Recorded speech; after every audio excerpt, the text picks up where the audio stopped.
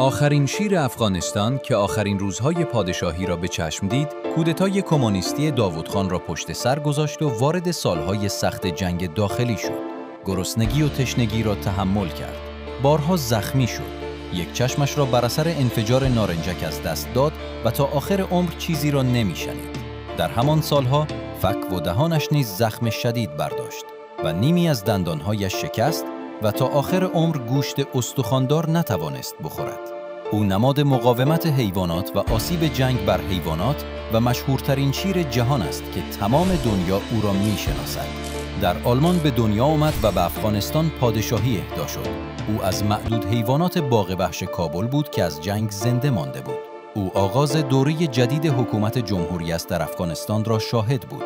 مرجان پس از 26 سال زندگی جانش را بر اثر زخم‌های دوران جنگ از دست داد.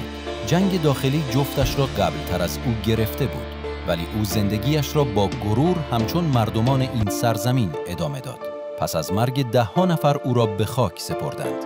اکنون مجسمه‌ای در باغ وحش کابل از مرجان نصب شده تا یادآور اولین شیر باغ وحش کابل باشد که نماد پایداری و عبور از روزهای سخت و آغاز روزهای جدید است.